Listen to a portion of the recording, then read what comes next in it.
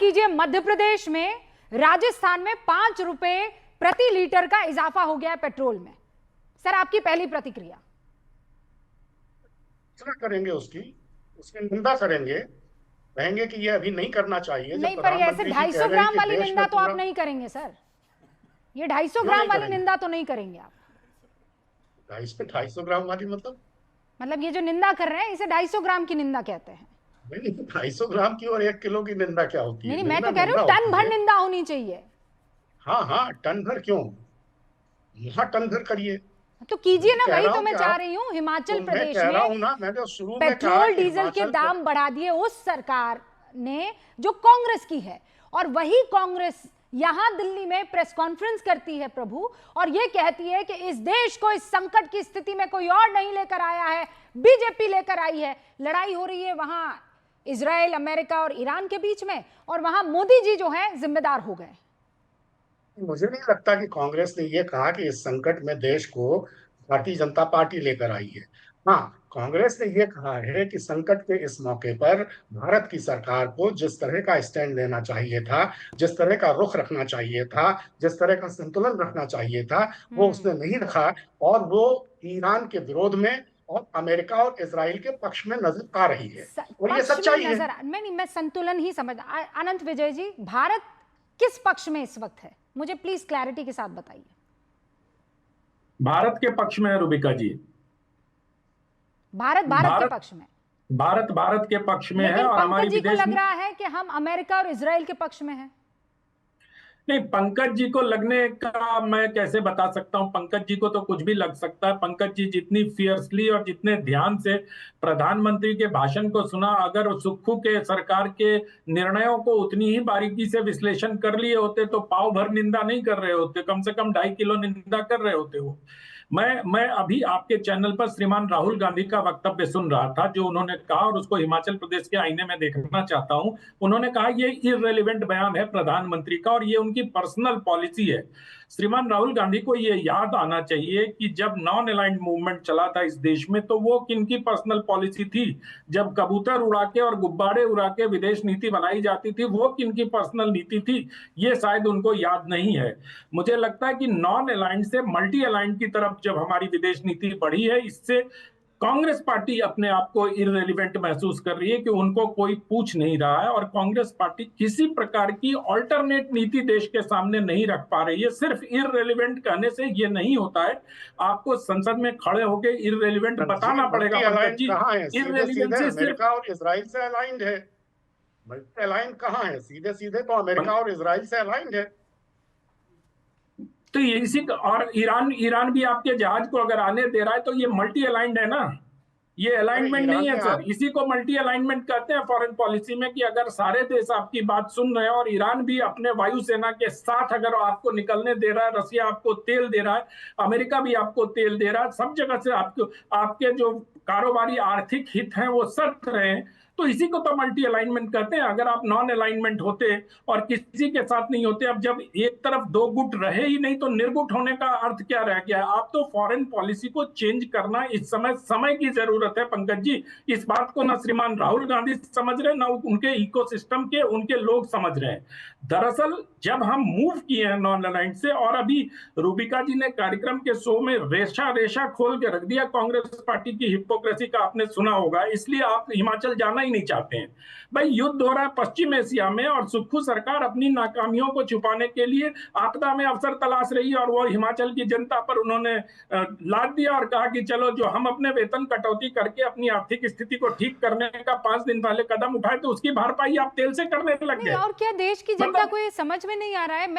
ये इसको इतना आसानी से नहीं छोड़ देना चाहिए। विवेक श्रीवास्तव, 5 रुपया आप बार बार ये कह रहे हैं कि स्थिति खराब है, स्थिति खराब है, सिलेंडर के लिए लाइनें लग रही हैं, पेट्रोल में लाइनें लग, और 5 रुपए आप जहां पर आपका इंडिया गठबंधन और कांग्रेस जहां पर राज कर रहे हैं, वहां पर आपने दनादन पैसे बढ़ा दिए। आप इन सब की आलोचना को याद करिए। जब पहली चीज तो ये है कि मैं गौरव भाई की बात सुन रहा था अभी, जो कह रहे थे कि भाई स्ट्रेटेजिकली आलोचनाएं सुनिए और निकाल के देखिए, इनको पता चल जाएगा कि कांग्रेस के और उनके इकोसिस्टम के लोग किस प्रकार का विरोध कर रहे हैं। क्यों ऐसा माहौल बना रहे हैं विवेक श्रीवास्तव? सुनिए, अब ये माहौल नहीं होता कुछ। देश का जो हमारा जो एक स्टेचर था वो खत्म हो गया है। जो इज्जत भारत की हुआ करती थी खत्म हो गई। विश्वगुरु कह के ढोल पीटने से विश्वगुरु बनता नहीं है। और मेजर गौरव को मैं सुन रहा था अभी, मेजर गौरव कह रहे थे कि साहब ईरान ने जो हमला करा स्ट्रेटेजिक ऑयल रिजर्व्स पे, हाँ ठीक है, भारत और अन्य देशों के लिए कटौती होगी, साफ कमी होगी रिसोर्सेज की, उस पर्सपेक्टिव से देखें तो गलत है, लेकिन एक फाइट ऑफ सर्वाइवल है, एक फाइट ऑफ सर्वाइवल है ईरान के लिए। एक दूसरा देश आकर के उसके सुप्रीम लीडर को अगर मारता है और उसको सर्वाइव करना है तो वो स्ट्रेटेजिकली हिट करेगा हर उस मुल्क को जो अमेरिका का एलाय है, जहां अमेरिकन बेसेस हैं। तो nothing wrong in it. Hindustan होता तो हिंदुस्तान भी यही करता। Strategic we also have to protect ourselves. ये पहली चीज, स्ट्रेटेजिक हमला नहीं है, नहीं, स्ट्रेटेजिक हमला नहीं करते। इसको आप कुछ और क्या नाम दे सकते हैं? दूसरी बात, रुकिए विवेक, इनको बोलिए दूसरी बात नहीं। Let me speak. नहीं, I'll let you Let me- speak. let me- let me I'll let you speak. आप जहां आपका मेरा झगड़ा हो जाए किसी बात पर, आप मुझ पर अटैक कर दे जी, और मैं जाके आपके पड़ोसियों पर बम फेंक दूं, जी, हैं?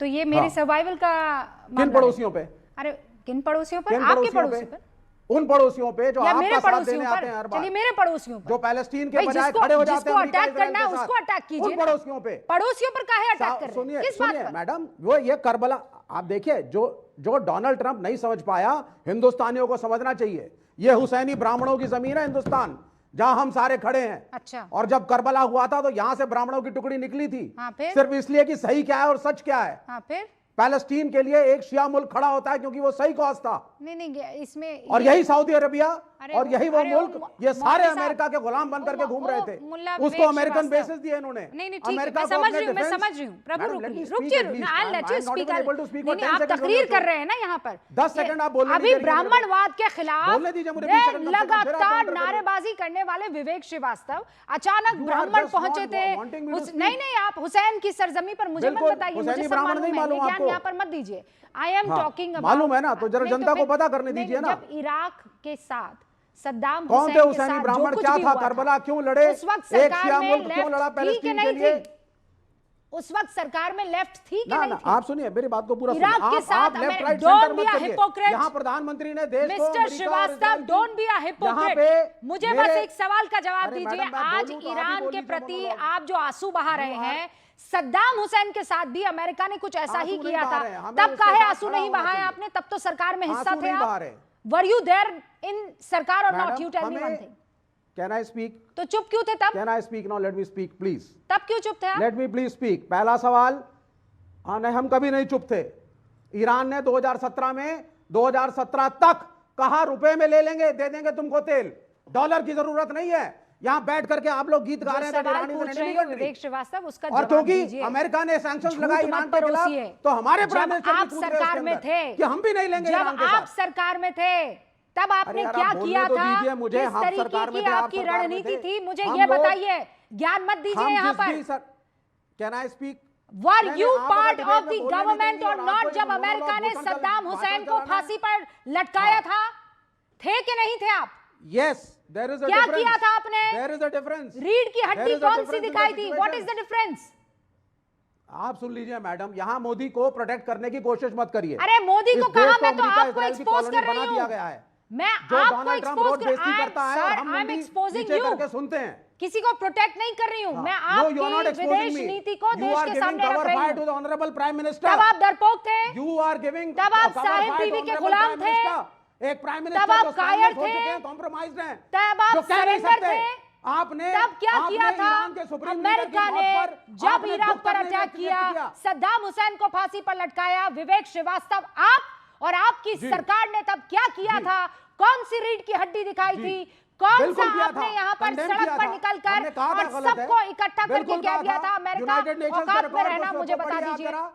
हाँ बताइए। नहीं सुनिए सुनिए सुनिए, अब आप ना गलत दिशा में मत जाइए। क्यों गलत दिशा ये में? हुसैनी ब्राह्मणों की अरे भाई, जमीन जो है, आपने ईरान के साथ पहले खड़ा किया होना चाहिए। वो आज की सरकार आप कर रही बोल है तो दीजिए कह रहे हैं हुसैनी कायर ब्राह्मण है। कभी नहीं थे।